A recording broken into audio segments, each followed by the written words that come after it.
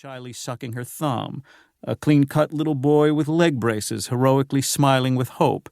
posters that made the possibility of getting the disease seem all the more frighteningly real to otherwise healthy children.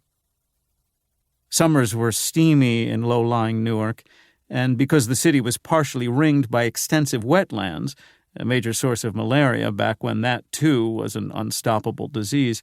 there were swarms of mosquitoes to be swatted and slapped away whenever we sat on beach chairs in the alleys and driveways at night, seeking refuge out of doors from our sweltering flats, where there was nothing but a cold shower and ice water to mitigate the hellish heat.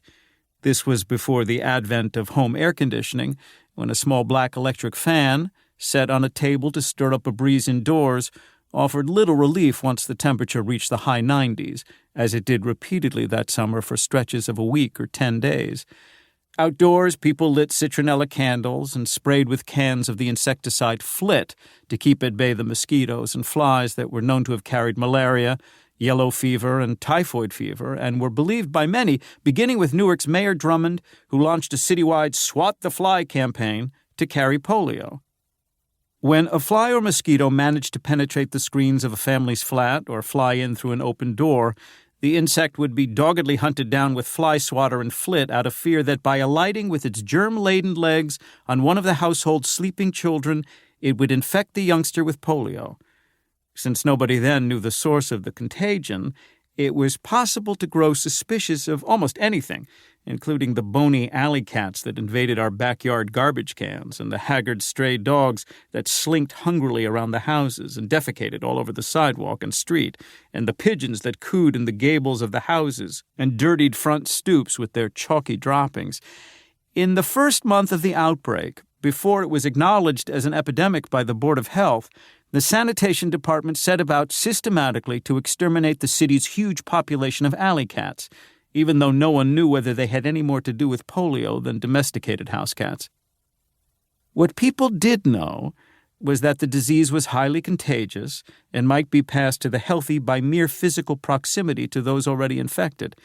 For this reason, as the number of cases steadily mounted in the city and communal fear with it, many children in our neighborhood found themselves prohibited by their parents from using the big public pool at Olympic Park in nearby Irvington, forbidden to go to the local air-cooled movie theaters, and forbidden to take the bus downtown or to travel down neck to Wilson Avenue to see our minor league team, the Newark Bears, play baseball at Rupert Stadium. We were warned not to use public toilets or public drinking fountains or to swig a drink out of someone else's soda pop bottle or to get a chill or to play with strangers or to borrow books from the public library or to talk on a public payphone or to buy food from a street vendor or to eat until we had cleaned our hands thoroughly with soap and water.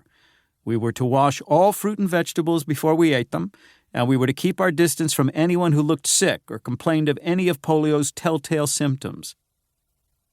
Escaping the city's heat entirely and being sent off to a summer camp in the mountains or the countryside was considered a child's best protection against catching polio. So, too, was spending the summer some 60 miles away at the Jersey Shore. A family who could afford it rented a bedroom with kitchen privileges in a rooming house in Bradley Beach, a strip of sand, boardwalk, and cottages a mile long that had already been popular for several decades among North Jersey Jews. There, the mother and the children would go to the beach to breathe in the fresh, fortifying ocean air all week long and be joined on weekends and vacations by the father. Of course, cases of polio were known to crop up in summer camps, as they did in the shore's seaside towns, but because they were nothing like as numerous as those reported back in Newark, it was widely believed that whereas city surroundings, with their unclean pavements and stagnant air, facilitated contagion, settling within sight or sound of the sea or off in the country or up in the mountains afforded as good a guarantee as there was of evading the disease. So the privileged lucky ones disappeared from the city for the summer, while the rest of us remained behind to do exactly what we shouldn't, given that overexertion was suspected of being yet another possible cause of polio. We played inning after inning and game after game of softball on the baking asphalt of the school playground, running around all day in the extreme heat, drinking thirstily from the forbidden water fountain, between innings seated on a bench crushed up against one another, clutching in our laps the well-worn, grimy mitts we used out in the field to mop the sweat off our foreheads.